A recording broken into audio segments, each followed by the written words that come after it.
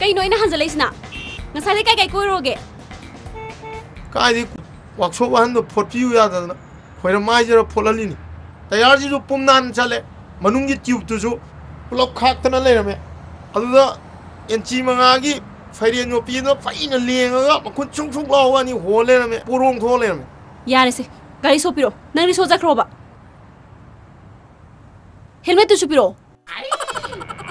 Helmet tu ga nasak tu ga German gi sipaya man bek man ge. Ai start tawro. Yarne. Amta indaro.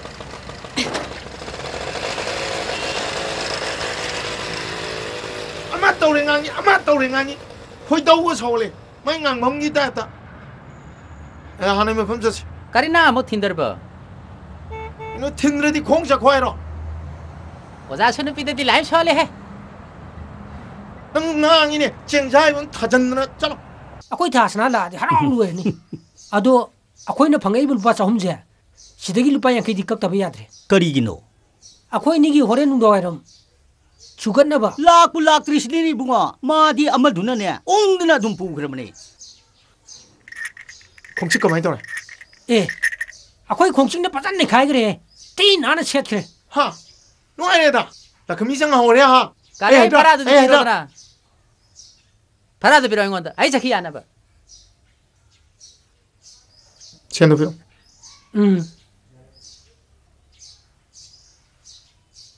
Chom la. Kya no? Kari chani ang khai din tawro dana. Kai no ayu. Kawa de chibola lupa chani yang kai piwa ro. Kari na harap sibo. Nang na mo sidai pure. Amadna mo koga amak chatpe aba saloro matungda. Amadna mo nangonda sinaraga sithelem natra. Changi ne nang ngangi do. Kari na harap. Lupa piram erum na manga yaukhiba. Yang khai lo ya phara tuna chani ang khai yaukhiba tungal kari gino. Terun char mun nan mun pi ko jilaga. Rikshaw phara gi damak tu kan ngang narapte. Restaurant ga sang lapti nang sebo. Coffee na takai thamin si ka harap nang mini he. Na hoy na tay na nang ngasi no mo simo ay unek lam. Recharge ta lerim. Ngasi no mo simo piti na rin ni noy. Pakhon ju nang na sa ba. Ju nang na puthok pa. Aduga akoi khongching na ahan phangjo ta je. Noi sai de loi tha da dore ne. Kari gum khara sa je na khanja bani. Binda bole he. Ponong piro. Kai do ge hai no. Kana to ge hai no. Ai sana. As tau nu da. Sai ge hai ro. Ngam jung ngam dab da. Dine ti. Asai tayar profile bacham bi rakuni yang khai le me na ai dong.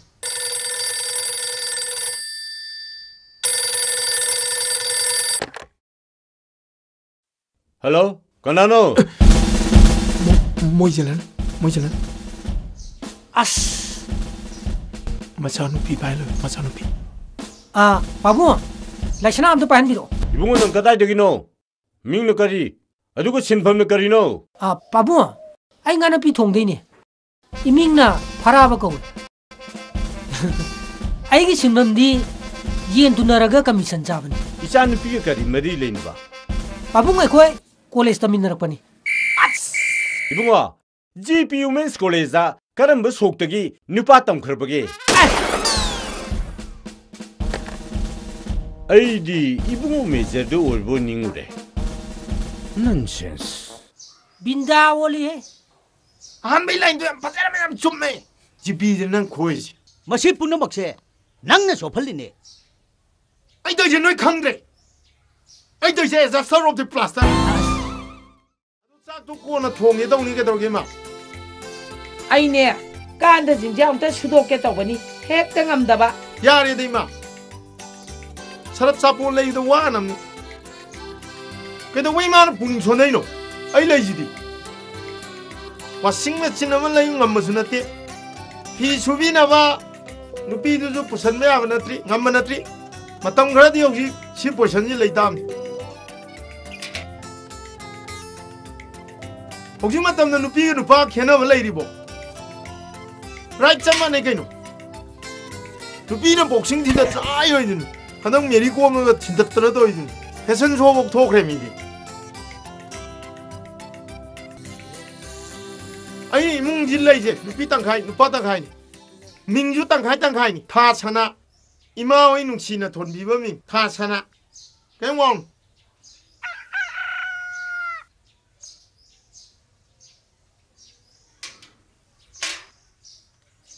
Ê. Khối mai phaniang ina sidia. Machine yomagani khối na chauri ji.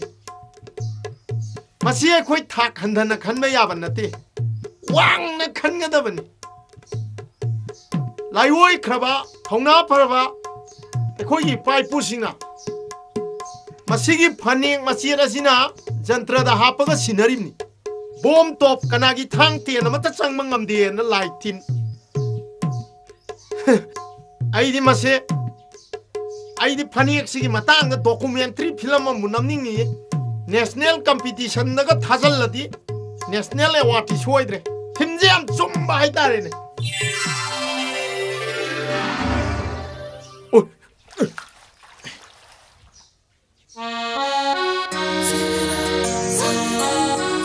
phaniak to aigi ne soidana nuksina pai thakre yani ai lo bulake phaniak ni ne engai kho ai pirage phaniak si bi ma ikha thabagi oiradi paiba yaba yadaba aidana lei karigumba ikha thabagi phaniak oiragadi karigumba posak ama haibadi material ama sijanaraga phaniak aje khoi na koina na paiba yai khudam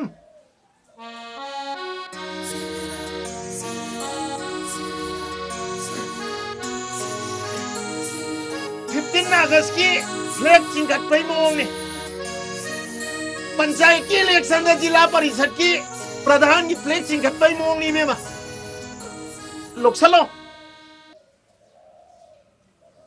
Thank you nungai jare hayeng kari gumba aina mateng pangma ngamba laadi mateng soidana pangjage यारे यारे अदु खक्की वो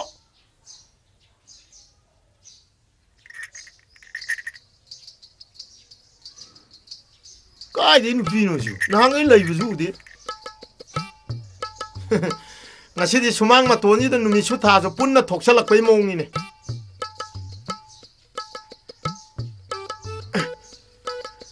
시부 행원다 파니 돈기 다들이잖아 나트라가 소이든 파이터리잖아 마시아이네 칸마다 마니푸리 비디오 앨범기 라이브러리다 누피 누파 파캉 레사비 텍나바다 라이릭 닝가이나라가 소이드나 쿵갈락바다 바쿠토 소이드나 파이나바 아두다기 눅시나바 하우기바 아두이 포뮬라도 반살락바 만그레다 कायदेन याब जानती लाइसना लई लाइसना नग तार दीवा लंजाव थोकनी है नंग निस्ते कदोइबा येन काउनो वे मानव जिंगार मन ओ aina nang jagoi to halisidi yen kauna na basimbi uga chap manareba kan ngangnu मानव जिंग तार warim thoyam tawbana manaw mayam se punsalaga nang toisi kadaino nang mi oiroi ai mi wini da laisna ai mi shoyo ni karamba matamdano ba nang na mi oidoise nang na mi oidi oini haibo haise yam yame taning reba थाजौदा ai mi shoidana oigani da nang nang ngangning bu chaining bu do dum ngang namaina mi suktokna nakong nakut thilaga ngang udi ngang ai mana jingi momang yam kai ji aina khong thindana khanau kangai ngangi se nang bunu shibai wanate aina loine robai phaningna tawbai wane nang se mi oini thajadre aina pamjada ba ngatani tawrise thabak leitamina cha mucha amu hago brush amuk taw nang se kolgate no popane ai chale laisna laisna laisna laisna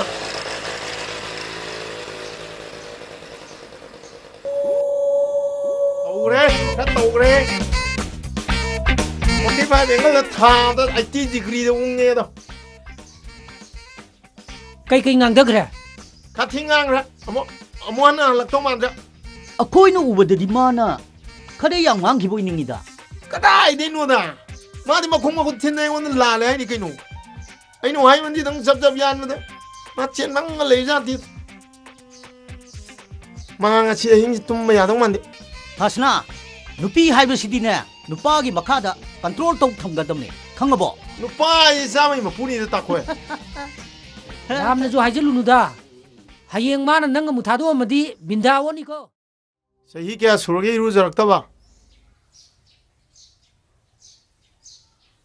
इरुजबई मचुमनुना खोंबांदा इधर दी Kong मसागा लोई सीनी malaria department ना हराव वई मोंगनी ने ꯑꯩꯒꯤ ꯃꯆꯨꯝꯁꯦ ꯈꯤꯇꯪ ꯁ꯭ꯋꯥꯏꯠ ꯂꯣꯛ ꯆꯥꯏꯊꯣꯛꯈꯤꯕꯗꯕꯀꯣ ꯂꯥꯏ ꯇꯤꯟ ꯑꯝꯇ ꯆꯪꯕ ꯉꯝꯕꯒꯤ ꯋꯥ ꯂꯩꯇꯦ ꯑꯗꯨꯒꯅꯦ ꯁꯤꯒꯤ ꯃꯆꯨꯝꯁꯦ ꯀꯅꯥꯒꯨꯝꯕ ꯐꯤ ꯁꯪꯅꯤꯡꯕꯒꯨꯝꯕ ꯂꯩ ꯍꯥꯏꯇꯥꯔꯒꯗꯤꯅꯦ ꯂꯧ ꯂꯥꯎꯌꯨ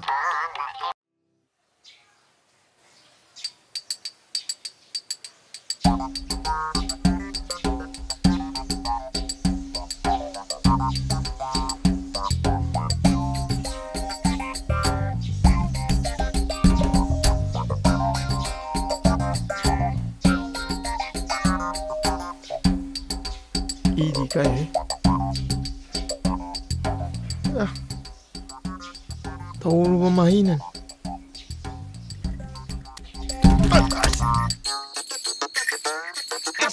Yoi ba je khongham zadra ji tui du chummi he nakhana ngariya lawra pung ma panda saudui mana ta thiba mi da chirol tawba mamit u da ba mi da ngau ba ma chu takpa khong tek ba mi da lamjen chen lo haiba oi be ya ba nati इमा इपा ना Pollock पदा सोयरक तबा ना तोंजे खांगु थकी नपथी ने ngasi di phule lai ba ba kamlup se muthak kadam ni malem je lum nam ni kadai na nom pulop khomjal lam mai thadu piro ai ju yaw ra ge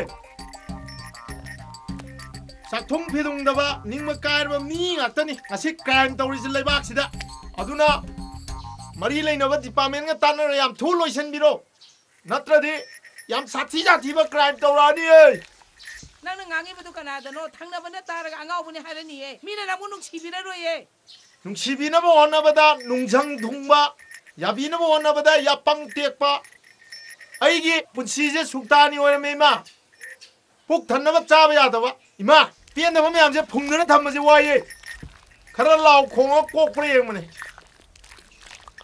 tum pomma thamadi injin je mai khu kare pokhai dore phalang na leitum thome soidre khaluba makun macam le lithokre ayong thagalu manglan gi telanga dori de ki sikiram na na tho pai gre pende da yam lai na thokre da aina chahi kumari chang na saga charak pa manglan je puktoi toi re pende da pende ba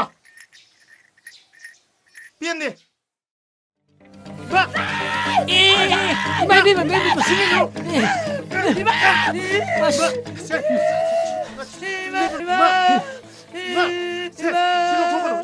Mai tôi rồi mà Quang mai ai bisa sai ni na khôi mà nó mai sắp vào mình chỉ cần gì nó ha học tông nó là pro khôi mà bộ khôi mà cái phần này tầm mai nó chắc tầm phần này cái mông gì đó lấy bro hồ tầm phần này cái mông gì đó lấy bro yare to ahal lo sel pai ni ahal lo sel pai di ba mai jaw yam pam ni dai de tum le we ai bu mo ba ku sak si maga sumang me ai je ka ku tam ki doi no emergency dei bai pani si dai ku tele mi na imana akoi le ram di banang kar dam ni nang ngasidi ozagi numit ne haidana mafong khudimak ta pangthokna ribani akhoi gi su psu pikna pangthoi sini ngasi ozagi numit oza aijina takchage haiba mairoi aijina tamjage haiba takchage tamjage ani gi mari duni ozaga mairoi ga haji mairoi singo oza singa ma yam yame thank you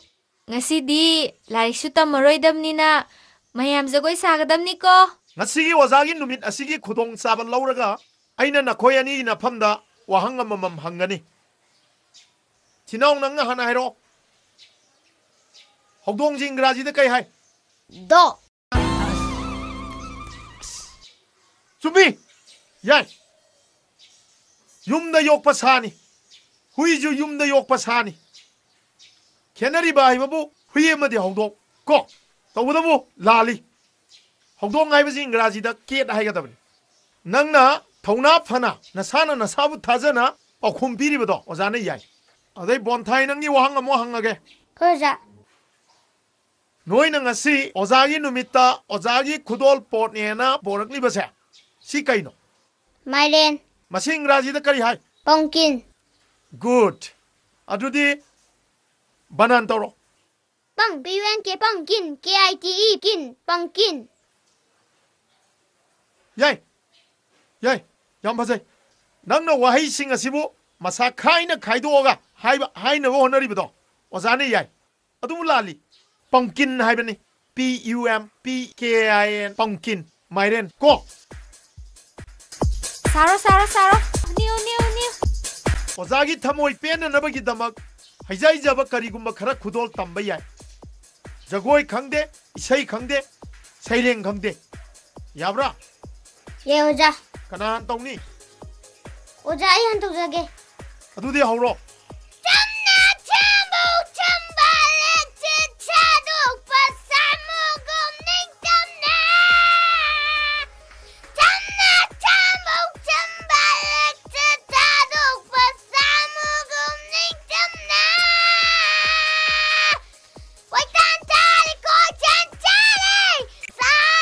यारे singly नौरी लोई तत्तन लोई तार फजरब बोनथाई सही अमा अखोय हौजिक तागरे मयाम the खुदोल तमगरे हौजिक थिनाउगी अमुक तारसी नंग कई सादोइनो अयु ngau सागे ओके वेरी गुड तोर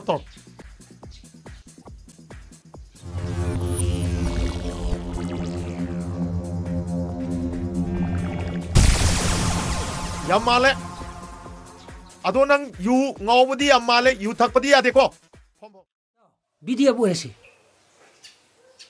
ngai ko dei da maduna tabam khana se लाइर बखोई की दिने मसीगी थबक से नत्र दिने अतै अतोपा मुलेती तो थबक तने चिलाउ थिबे याब नति को थबा अमबु तोर दिने मीने ने उसित पनि ओइ नुपीने के केमनी नि हे सेन बुबार फंगनी दुकान पोचै सोपा जु यारनी नंग स्कॉर्पियन के थौनिंग्रो हौजिंग ने लोन दगी लबु याम यारमनी हयेंग तोलब दगी फालो कथि ग्रो हारे लुरे के दोरगे पिरो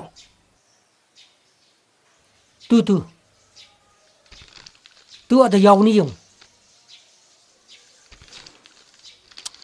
सिदा यावरी जिदी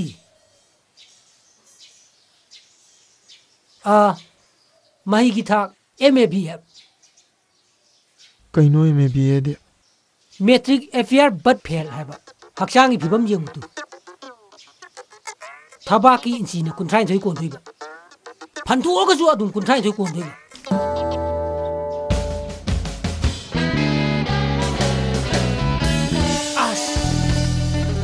हे अदुमक चोंगा मोइद्रो कदाई देनोदा सिदी वांगी है CDS भी बोक्स होंगे मोइने BDF अखोई की Dibang मंदरो ngaiko sina SP gi chang oi taradi sina DSP gi swai da leirani adudagi di sina SI swai da di BDF leirani होइने BDF को अदाय द तानेबा आइना ngasai no hot खबनेबा yengo si bhaulan ngamdradi nang sijagro korfu phengera kanom tawro एरा सीधी लाई फालू चोंग थोक लोरे केनो चोंगने येंगिने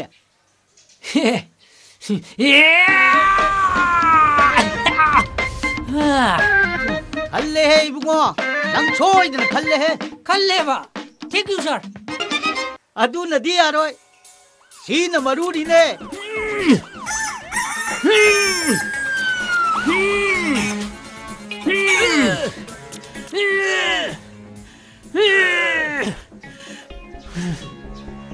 Tibong tirin ngeloy wo tare. Basi sabak se. Ai tok sa rage.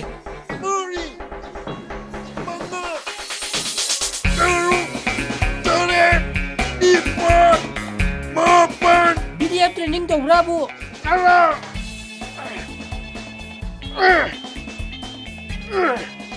BDF yaw bravo nang sigra ko to sa phat na tok patari ne.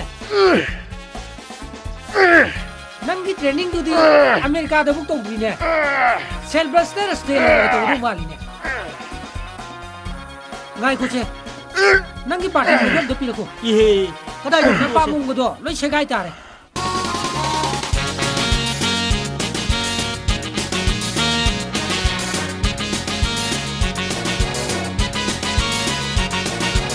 One, two, three. 1, 2, 3. 1, 2, 3. 1, 2, 3. 1, 2, 3. थासना अखोई सेरी dress दी पूरा कमांडो नी है सामाने कहीं खेना दी है फराबा यूनिफॉर्म जी ना फना माला जो कराई दनोमिया याद्री सिकुलाई जी खत तेलम मदी सबसा दम स्वाई देगा तोड़ मदी को सिकुलाई जी ने प्लापक तांग ना ली कनाम की इधरे क्यों याद्रे थासना अखोई किसे रेंग पिकमन बगिने खुलाई सांगी से रेंग से चाउर चाउर कने खुलाई से सोम तेल कदम ने सांगे गाइनो उसित बगदी यारोइदा सीना गमतंग थोमा दीबा पुंचाई चाइनी बीडीएफ सुसिने नुपी ग लौरब दीबा भागदम जानी है कई ये ड्यूटी सबमिनब द नुगाई न वानी ने कदाई देनो दा नुपी ने थोनो विन तला ओ अस मसिंग का भी आता मसल तो भी आता ला कने नुपी नुपा सा भी आता कदाई कोई फूर ताना कने ओ ए नाको नाको ओए कामु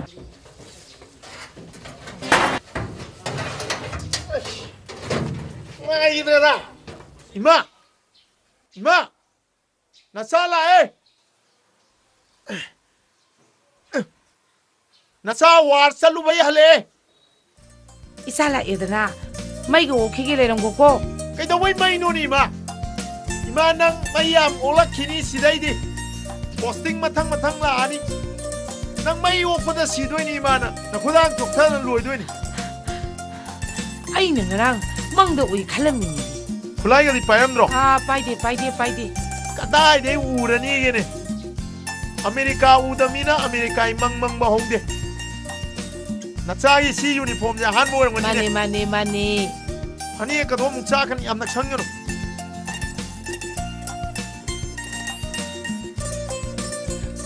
नचा यूनिफॉर्म जी पक्ष दैमा पक्से रे दै जागी यूनिफॉर्म से इमा ट्रेनिंग एक लोय बगा खोय ऑफिसर ना आइबो मिना खर सिंगे ना साची जाती मफम द थाजिल ले इथक थोंगमा सिपाही में आमनुना कमाई तौना लौरिनो कमाई तौना सिपाही गलिनो खंगदे मरिल लमते यावदे सी थुंगाता अखोइना तोलो खरा पिक्सै खुलाय मन म पाए बे वने इथक थोंगमा सिपाही में आम संग मंगमनो मफम दो नचार पाइसल कामने कोई कंबाइंड फोर्स द लेबर सिपाही जिंग दो आई मु खोक तक सारने मोय दे वोन द कुमई येंग मदों येंगम नि केदरो गेंग वोन लाइन ऑफ प्रमोशन का लेरदी मा डीजीडी सलों कानी तोलोब सुंगसी येनी आयो ने आई लॉकडाउन थानी पुन पुंजल लौरगे दीदी की तोलोब सि खरे हेंगले दीमा मणिपुर से मथक मखा ओन गे सिने खाली तोलोब से सीजन आई जे खरा दी हेनमले अदोय खल्लो दीवा थबक जे तोखो जिरा सिने खाली तो पे यादे ना फिनरोन जे होंग तोरो ला इमा इसिंग असाब लुंबिरगे इरु माइथाजा थोरो ला इमा ngasi di hakchang yong tapana sengdoki ma kuire iru jadaba asia nam yam kan ga lai ni ade training manung da lit khimo ja phurito sumang mong da bini mami dare lit khimo ja phurito यारे इमा पु संबिरगे को as panga do satkini tam do kulai rumbo budi yaw ni phi aktane सिपाही जो वो इतनी आज़ादी कहीं खलम दे यूनिफॉर्म जे सेसल लगा खुलाई पारा कांदी मी के सेम तो उसित्रे अरे बत थुंदन न रगे सिने नी न बुदी अंगाव ने हारंग नि मतम खरा सुमांग मयाइदा चोंग फंदोइङाइददि हौजिकति माहि चारेदना